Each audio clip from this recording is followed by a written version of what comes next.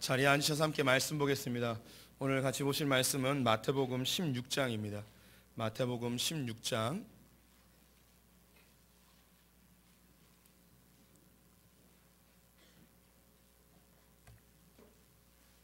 신약성경 27쪽입니다. 마태복음 16장 13절부터 20절까지의 말씀, 신약성경 27쪽입니다. 마태복음 16장 13절부터 20절 한 절씩 교독하시겠습니다. 예수께서 빌립보 가이사랴 지방에 이르러 제자들에게 물어 이르시되 사람들이 인자를 누구라 하느냐?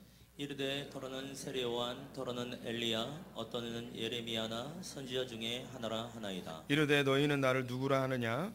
시몬 베드로가 대답하여 이르되 주는 그리스도시요 살아계신 하나님의 아들이시니이다. 예수께서 대답하여 이르시되 바요나 시몬아 내가 복이 있도다. 이를 내게 알게 하니는 혈육이 아니요 하늘에 계신 내 아버지시니라. 또 내가 내게 이르노니 너는 베드로라. 내가 이 반석 위에 내 교회를 세우리니 음부의 권세가 이기지 못하리라.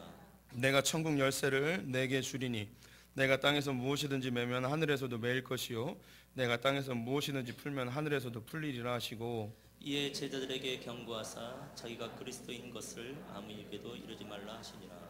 아멘. 오늘도 주님의 보좌 앞으로 나오신 성도님들에게 하나님의 은혜와 평강이 함께 하시기를 축원드립니다. 옆 사람에게 반갑게 인사하겠습니다. 하나님 당신 편이십니다.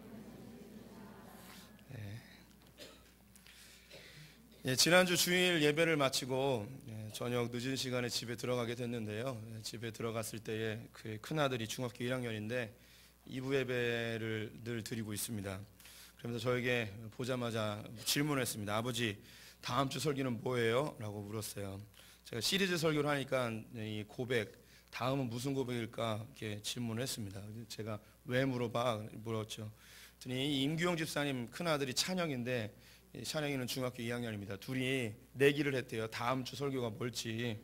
그래서 내기를 했는데, 그래서 그래 너는 뭐라고 그랬니? 그랬더니 지금까지 보니까 구약은 거의 다 하신 것 같고 이제 신약으로 넘어가실 것 같은데 신약에서 제일 중요한 거는 베드로의 고백이 아닐까 싶습니다.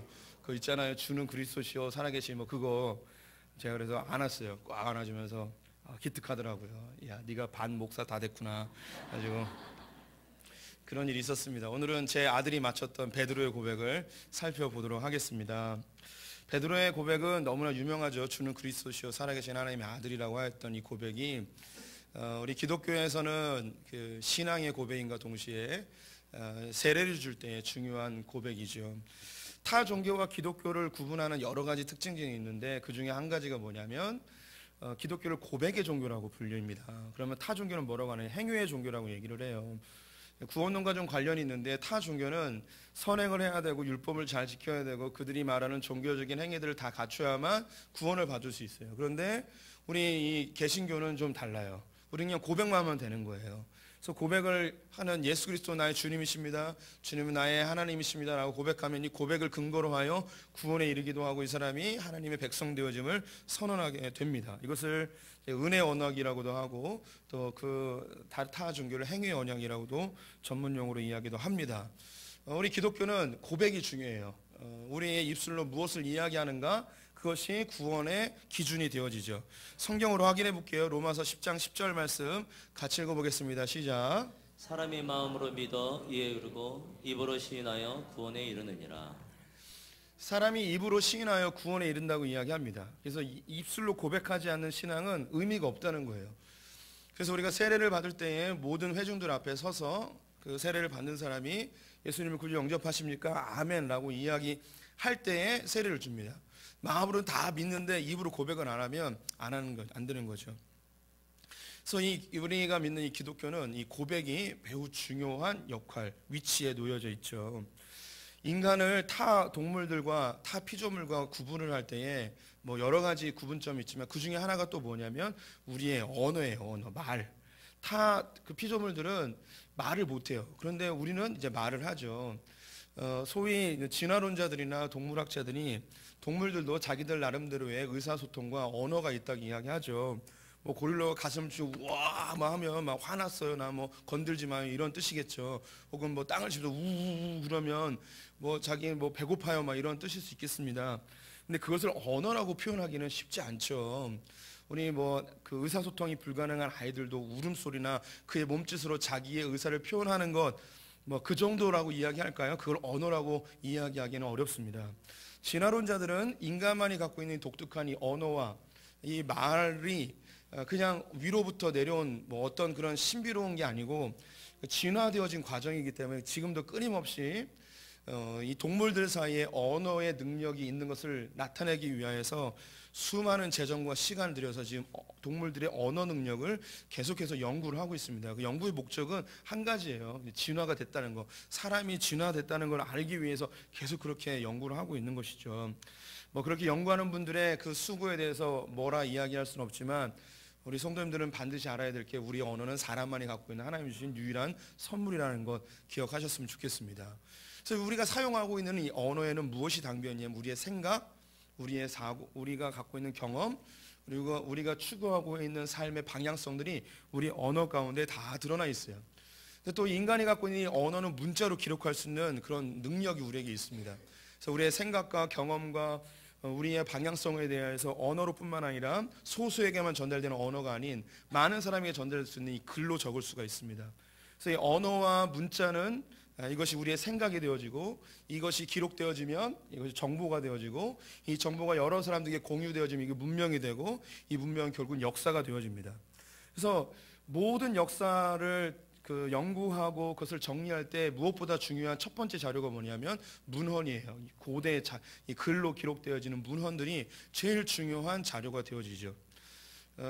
뭐 여기 이제 삼부예배 또 여담을 해야죠.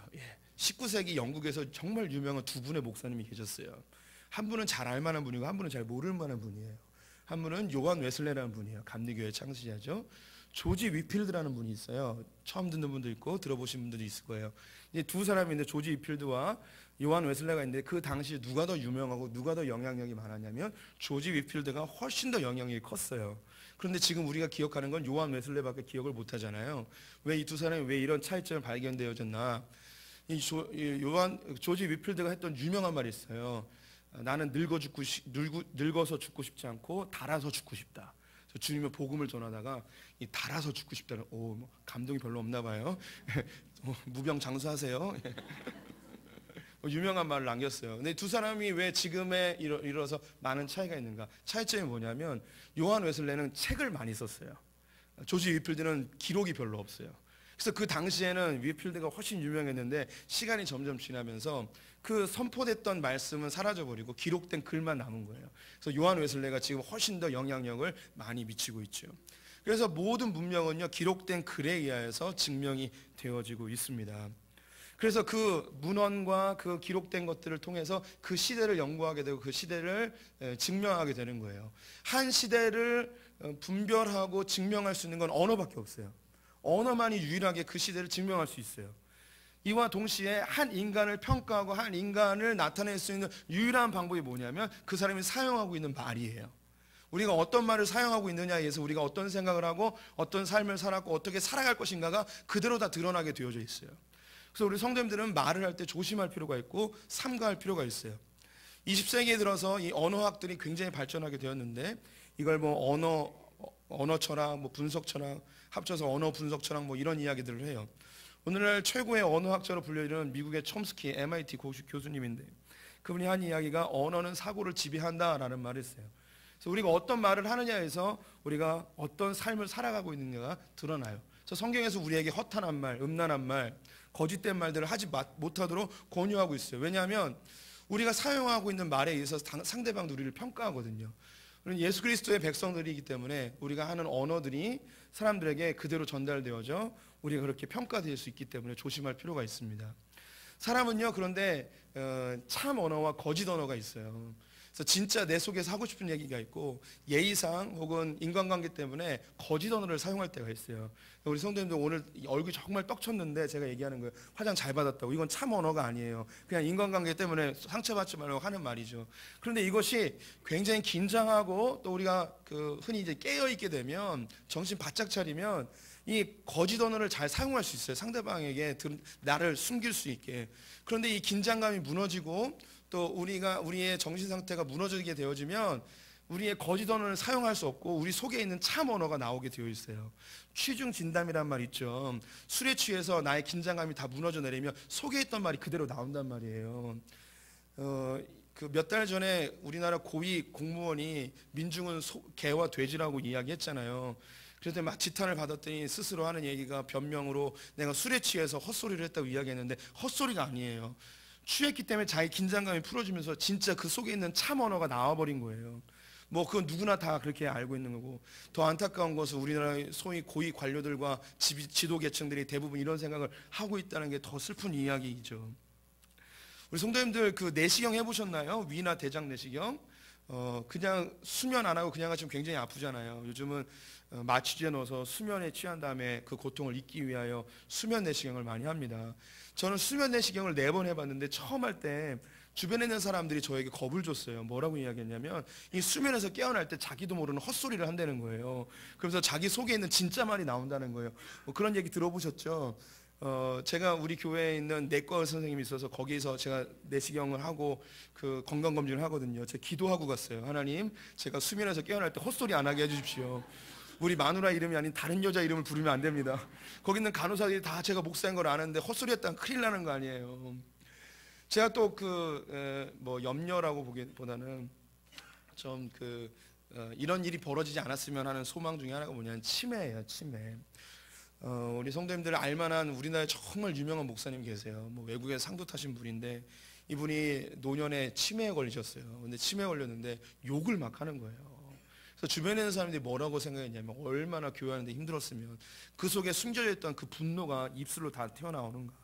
나중에는 교회 근처에서 생활하기 어려우셨어요. 너무 이게 그 성질을 부리시고 욕을 하고 그러니까 나중에 설악산에 있는 그 교회 수양원에서 생을 마감하는 일이 벌어지게 되었습니다. 우리 교회에 유명석 집사님이라고 계세요. 지금은 좀 잘 안 나오긴 하시는데 아내 되시는 분이 홍민정 집사님인데 2008년도에 뇌출혈로 쓰러지신 분이에요. 지금도 여전히 병원에 계시는데 그분의 어머님 이야기를 저에게 해주셨어요. 몇 년 전에 치매에 걸리셔서 요양병원에 가신 거예요. 자기가 뭐 이렇게 돌봐드리려고 오고 가는데 하루는 병실에 딱 들어갔는데 자기 형의 이름을 부르면서 니네 형 왜 안 데리고 왔냐고 이렇게 막 얘기를 하더래요. 어머님 치매에 있는데. 근데 그때 이 집사님이 저에게 하신 얘기가 우리 형은 15살에 돌아가셨다는 거예요. 사고로. 형이 죽은 이후로 어머니가 한 3, 40년 지났는데 한 번도 형 얘기를 한 적이 없대요. 한 번도 한 적이 없는데 치매에 걸렸는데 형을 찾는 거예요. 뭐겠습니까? 자기 속에 정말 부르고 싶었던 그 이름을 3, 40년 동안 마음에 간직하고 있다가 자기의 그 긴장감을 더 이상 자기 스스로 컨트롤할 수 없는, 통제할 수 없는 상황이 되니까 그 속에 있는 말이 그냥 다 터져 나오는 거죠. 우리의 언어는요, 우리의 교육 경험, 우리의 생각, 이 상태에서 더 이상 뛰어넘지 못해요. 자기가 뭘 생각하고 있고 어떻게 살았고 어떻게 살아갈 것인가가 우리의 언어로 그대로 반영이 되어져 있습니다. 그 이상으로 될 수가 없어요. 오늘 본문에는요, 예수님께서 그의 제자들을 데리고 가이사라 빌립보에 찾아가십니다. 가이사라 빌립보는 이스라엘의 맨 꼭대기에 있는 헐몬산 바로 밑에 있는 아주 풍경이 좋은 휴양지로 유명한 곳이에요. 여기는 이스라엘의 헤롯이 로마의 황제에게 휴양지로 선물로 준 곳이기도 합니다. 그래서 이름이 가이사라 빌립보예요. 근데 이곳에서 제자들에게 자기가 누구인지 묻습니다. 얘들아, 사람이 날 누구라고 하느냐?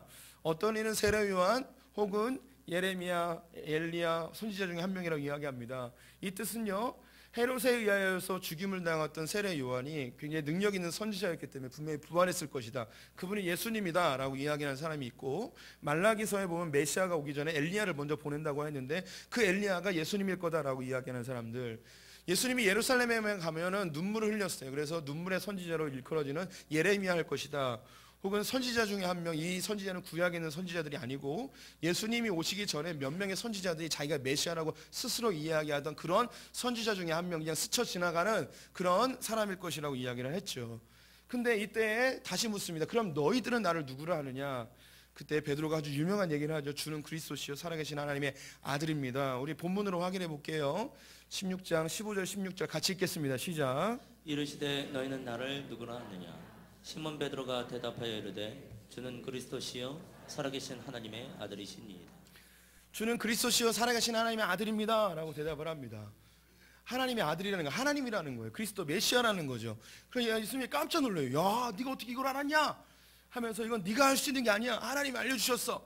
하면서 17절 같이 읽겠습니다. 예수께서 대답하여 이르시되 바요나 시몬아 내가 복이 있도다. 이를 내게 알게 하니는 혈육이 아니요 하늘에 계신 내 아버지시니라.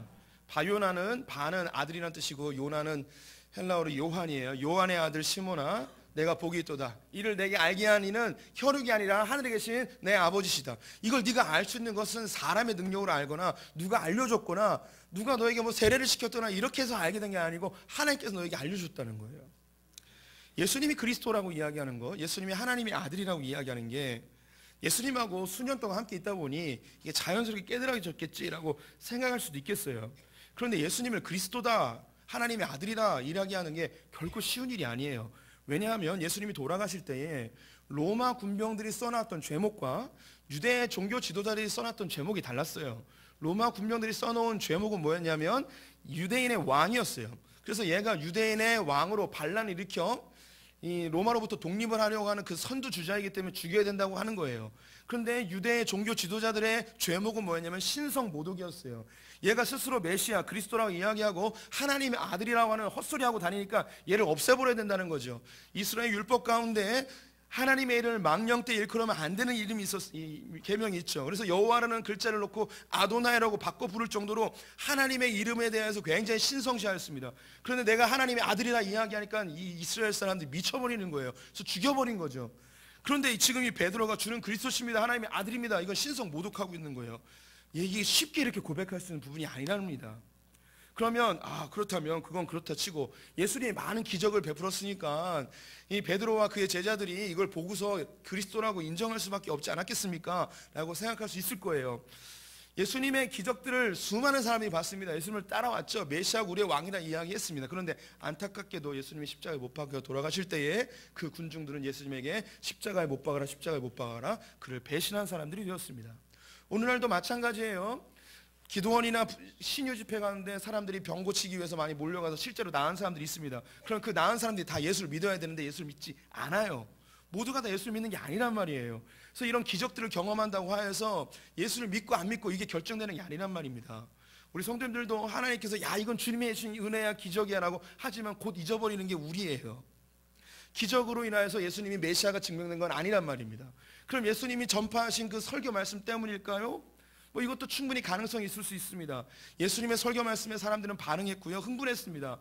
그들이 이야기하기를 어떤 서기관들이 이야기하는 것보다 더 권위 있는 이야기다 이야기하면서 굉장히 즐거워하며 예수님을 쫓았죠. 그런데 예수님이 좀 어려운 이야기할 때 그들은 돌변합니다. 오병이어 사건 이후에 나의 살을 먹어라, 나의 피를 마셔라 라고 하자 백성들이, 사람들이 하는 반응이 뭐냐면 이 말씀이 너무 어렵도다, 어떻게 누가 깨달을 수 있게 되냐 하면서 다 떠나가 버렸어요. 예수님이 섭섭했나 봐요. 제자들에게 묻습니다. 너희들도 가려느냐? 라고 하니까 베드로가 그때 아주 멋진 말을 하죠. 영생의 말씀이 여기 있사오니 우리가 어디로 가겠사옵나이까? 라고 하면서 예수님에게 딱 달라붙어 있어요. 이것이 굉장히 믿음의 고백 같지만 어쩌면 예수님이 왕이 되어지면 국무총리 좌의정 우의정 하려고 예수님께 딱 달라붙어야 하는 그런 정치적 혹은 성공에 대한 열망으로 붙어있는 거일 가능성도 더 높아요. 어쨌든 이 예수님의 기적이나 설교에 의해서 예수님이 하나님의 아들이라고 입증된 것은 그들이 아니에요. 제가 서두에 말씀드린 게 있습니다. 우리의 언어는요, 우리의 경험과 지식과 우리의 과거와 미래의 것들이 담겨져 있어요. 그 이상의 것들은 우리의 언어로 도저히 표현할 수 없어요. 왜냐하면 우리는 알고 있는 거, 경험한 것밖에 얘기할 수밖에 없는 그런 존재이거든요. 그런데 예수님이 그리스도라는 거, 예수님이 하나님의 아들이라는 이 놀라운 이야기를 고백하고 있어요. 이 고백은 자기가 한 게 아니라 내 안에 다른 인격이 들어와야만 고백할 수 있는 거예요. 다른 정보를 알고 다른 진리를 아는 어떤 것이 내 안에 들어와야만 다른 이야기를 할 수 있는 거예요. 내가 경험한 것 그 이상의 이야기를 할 수 있는 거예요. 다른 인격이 들어와야만. 이건 우리 성도님이 이미 알고 있는 거예요. 무당이나 점쟁이집 가면 그들이 신접해가지고 신들려가지고 하면서 조상님이 오셨어 하면서 막 이런 거 있잖아요. 그럼 걔네들은 어떻게 그 사람의 과거, 현재, 미래를 알 수 있을까요? 대부분 과거만 알죠. 그들이 찍었을까요? 아니면 뭔가 알 수 있을까요? 아는 거예요. 왜? 귀신이 다른 인격이 들어왔으니까 이 무당은 전혀 알 수 없는 내용을 이 귀신이라는 새로운 인격 때문에 그 상대방에 대해서 아는 거예요. 무당은 두 종류라고 하죠. 강신무하고 학신무. 뭐 알아들어도 좋아요. 강신문은 그 신이 내린 거예요. 학습문은 배워서 하는 거죠. 강신문은 찾기가 쉽지 않아요. 학습문은 많아요. 그래서 무당집 자주 다니면요, 너 신 받아야 돼라고 하면서 나한테 배워하는 그런 거였어요. 제가 3부 예배 때문에 얘기할게요. 우리 사춘이 형이 지금 무당 되려고 준비하고 있어요. 근데 우리 그 교회에 가족 중에 무당이 많은 한 권사님이 계세요. 이분이 영업 비밀을 알려주셨어요. 학습문은 대부분 다 사기꾼이래요. 그래서 학습을 하면 대부분 알 수 있대요. 그래서 딱 들어오면 눈이 화가 나서 위로 이렇게 그 화난 표정으로 눈이 쫙 올라간 사람이 들어와요. 그러면 그거는 백발백중 남자가 바람핀 거래요. 남자가 여자가 있어 라고 딱 봤는데요, 얼굴이 막 다 내려앉았어요. 막 울어요. 그러면 들어오면 뭐냐면, 이건 뭐냐면 자식이 문제가 있는 거예요. 자식이 아프군, 구술해야 돼 하는 거죠. 얼굴이 그림자가 졌어요. 어두워요. 막 근심 찼어요. 이건 뭐냐면 돈 때문에 온 거예요. 이 정도는 무당이 다 알아요. 딱 몇 번 배우면 안 돼요. 제가요, 제 목회를 하다 보니까 반 무당이 다 됐어요. 그냥 얼굴만 보면 이렇게 무슨 고민가 있는지 얼추 맞춰요. 오늘 아침에 어떤 한 집사님이 전화가 왔어요. 남자 집사님이, 오늘 목사님 교회 못 가요. 그런데 저는 못 가는데 우리 아내가 목사님을 찾아갈 거예요. 우리 딸에 대한 이야기인데요 라고 하자, 딸이 결혼해요? 어떻게 하셨어요? 전화만 받아도 무슨 얘기가 일어날지 아는 거예요. 신기하지 않아요? 저 귀신 안 들렸어요. 저희 신학교 때 교수님이 터미널에 가서 구두를 이렇게 닦으려고 그 구두를 딱 놔뒀대요. 근데 구두 닦는 분이 막 구두를 닦으면서 이 교수님을 위아래로 이렇게 쳐다보니 그 구두 닦는 분이 이렇게 얘기했대요. 혹시 목사님이세요? 신학교 교수님은 다 목사님이에요. 그래서 깜짝 놀라고 어떻게 하냐고 그랬대요. 그랬더니 이 구두 닦는 분이 뭐라고 그러냐면, 나는 구두의 다른 모습만 봐도 어떤 직종에 있는지 안 돼요. 그냥 뭐 하나에 집중하고 뭔가 열심히 하면요, 그 사람의 모습이 보여요. 이게 학습무. 점치러 가려면 그래도 강신무 찾아가세요. 어디 있는지. 이런 얘기하면 안 되죠. 절대 가지 마세요. 뭐 고민 있으면 저를 찾아오세요. 복지 안 받으니까.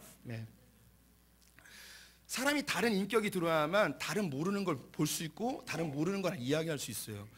예수님이 그리스도인가, 그분이 하나님의 아들이라는 이 사실을 베드로가 이야기한 게, 이게 베드로가 이야기할 수 없는 거예요. 베드로의 경험과 베드로의 지식과 베드로가 살아왔던 삶의 환경들을 통해서 이 예수님이 그리스도다라고 이야기할 수 있는 게 없는 거란 말이죠. 그래서 예수님이 얘기한 거, 이게 사람에 의해서 혈육에서 난 게 아니라 아버지께서 알려주신 것이다. 여기를 증명하는 또 다른 구절, 고린도전서 12장 3절 말씀 같이 읽어보겠습니다. 함께 읽겠습니다. 그러므로 내가 너에게 이르노니 하나님의 영으로 말하는 자는 누구든지 예수를 저주라 할 자라 하지 아니하고 또 성령으로 아니하고는 누구든지 예수를 주시라 할 수 없느니라. 성령이 아니고는 그 누구도 예수님을 주라고 고백할 수 없는 거예요. 우리 성도님들이 모태신앙 혹은 어릴 때부터 예수님이 나의 주님입니다, 예수님이 하나님의 아들입니다라고 고백한 것이, 그것이 그냥 나의 습관처럼 고백되어진 거라고 생각할 수 있겠지만 결코 그렇게 될 수 있는 게 아니에요. 이건 성령이 우리 안에 계시는 분만 이 고백을 할 수가 있어요. 2000년 안에서 계셨던 그 예수님이 하나님의 아들이라는 걸 우리가 어떻게 아냐 말이에요. 어떻게 믿냐 말이에요. 어떻게 이걸 진리라고 우리가 떵떵거리며 얘기하냐 말이에요. 심지어 목에 칼이 들어와도 예수님 나의 주님입니다, 난 부인할 수 없습니다, 어떻게 그걸 얘기하냐 말이에요. 2000년 전 그 사건이. 아니, 역사책에서 역사적 기록으로 예수님이 계셨다는 걸 인정해요. 하지만 그 예수님, 인간 예수가 우리의 죄, 모든 인류의 죄를 위하여 십자가를 못 박혀 죽었다는 걸, 그 정치범으로 죽은 그 선지자 중에 한 명이라고 이야기하는 그분이 하나님의 아들로 나의 죄를 다 깨끗게 했다는 게, 이거 어떻게 깨달으며 어떻게 이걸 믿음으로 고백하냐 말이죠. 사람으로는 할 수가 없어요. 우리 안에 다른 인격이신 성령님이 계셔야만 할 수 있습니다. 이게 얼마나 큰 축복이고 얼마나 위대한 고백인지 성도님들이 아셨으면 좋겠어요.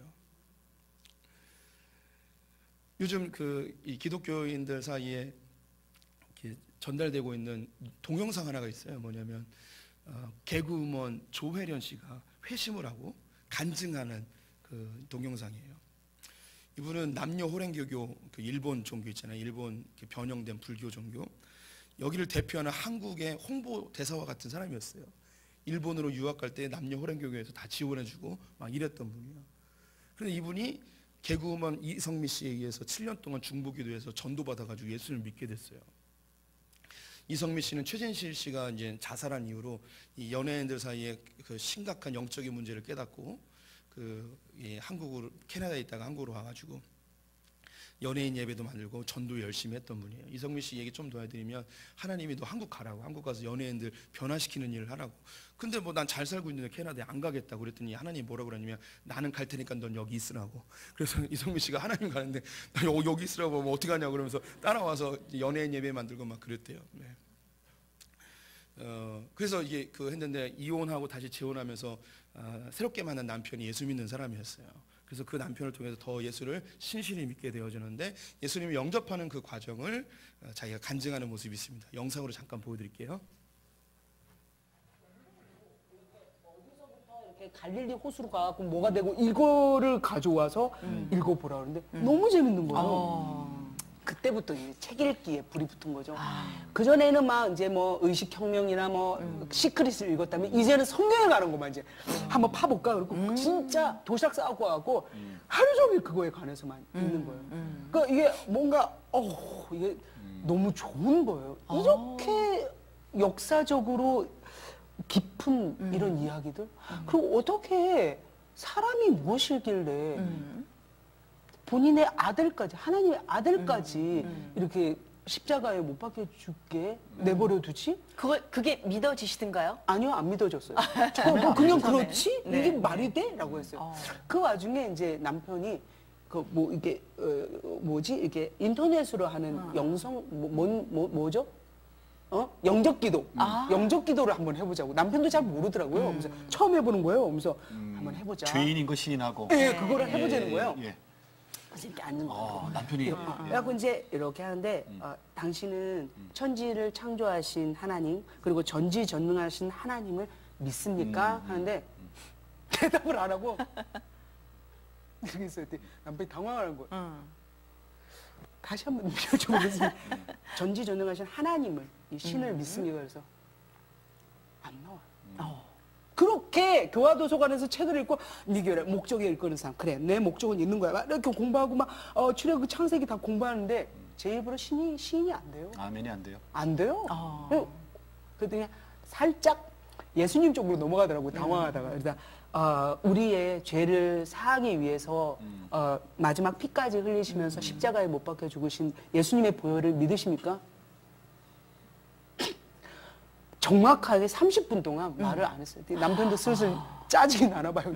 많이 당황하고 그래서 그다고 해! 아멘 해! 라고 못 하잖아요. 그렇죠.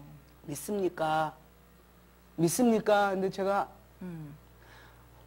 네 하면서 네 하면서 엄청 울었어요. 터졌군요. 아니 왜 그렇게 눈물이 났을까요? 그건 모르죠. 30분을 끌었잖아요. 엄청 갈등했어요. 정말 신이 존재하는 거야? 하나님이 영적으로 존재하는 거야? 내가 그걸 믿게 되는 거야? 예수님이 정말 나를 위해서 내 죄를 사하기 위해서 마지막 피 한 방울까지 흘리면서 십자가에 못 박혀 죽을 그거를 시인을 한다 내가? 그럼 내가 믿는 거잖아요. 근데 그 시인을 하니까 어떤 느낌이 들었냐면 진짜 내가 마치 내가 어린 양인 양 세상을 내가 바꿔야 돼. 내가 진짜 뭐 진짜 개혁가가 돼야 돼라는 삶을 살았던 조혜련이 있더라고요. 하나님은 그냥 하나의 피조물로 너답게 하나님 사랑해요. 하나님 이래서 하나님 말씀 너무 좋은데라고 살면 되는 내 삶을 그냥 모든 짐을 내가 다 그냥 세상을 내가 다 바꿔야 돼. 다 할 수 있어. 장난해? 조혜련이야. 이러고 살았던 짐이 뚝 떨어지는 느낌. 네, 이 조혜련 씨가 경험한 예수 그리스도를 주로 고백하는 이 장면이 우리에게 너무나 쉬운 장면일 수도 있습니다.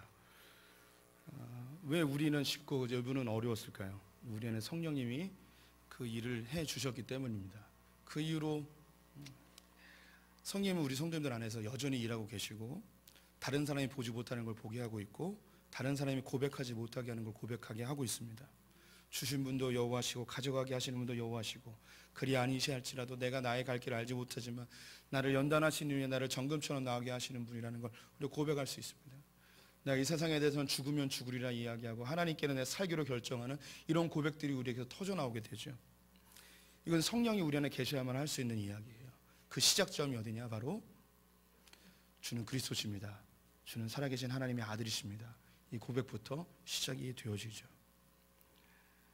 이 놀라운 고백을 하고 있는 성도님들 너무너무 축하드립니다. 하나님께서 우리 성도님들 안에 살아계시고 하나님의 백성으로 온전케 하기 위해 지금도 일하고 계심을 신뢰하셨으면 좋겠습니다. 우리 가운데 예수님을 주로 고백하는 분들이 있다면 너무 축하합니다. 동시에 아직 그렇게 고백하지 못하는 분들이 있다면 우리 의지를 들여 이 베드로 고백하였던 것처럼 예수님을 나의 구주로 고백하는 시간을 가져봤으면 좋겠습니다. 나의 하나님으로 영접하고 그분에게 나의 삶을 맡겨드리는 이런 고백을 할 때에 잠깐 보았지만 그 조혜련 씨가 경험했던 그 참된 자유와 평안을 우리 성도님들 누려봤으면 좋겠습니다. 잠깐 제가 기도를 할 텐데요. 우리 성도님들 이미 믿으시는 분들, 고백하는 분들은 그렇지 아니한 분들을 위하여서 함께 동참해 주시고요. 그리고 아직 예수를 주로 고백해보지 못하신 분들이 있다면 용기를 내어 입술을 벌려 저의 기도를 따라해 주시면 감사하겠습니다. 함께 기도해 보겠습니다. 주 예수님 감사합니다. 나를 위해 십자가에 돌아가시고 나의 죄를 깨끗게 하시니 감사합니다. 이제 나는 내 마음의 문을 열고 예수님을 나의 구주, 나의 하나님으로 영접합니다. 내 안에 들어오셔서 나를 다스려 주시고 나를 하나님의 사람으로 만들어 주시옵소서. 예수님의 이름으로 기도드렸습니다. 아멘. 지금은 우리 주 예수 그리스도의 나와 하나님 아버지의 무한하신 사랑과 성령의 교통하심이 예수 그리스도를 주로 고백하며 내 안에 계신 성령님이 우리를 온전케 하실 것을 꿈꾸며 바라보는 하나님의 놀라운 사역을 입술로 고백하는 소품의 모든 성도들 가운데 지금부터 영원토록 함께 있을지어다.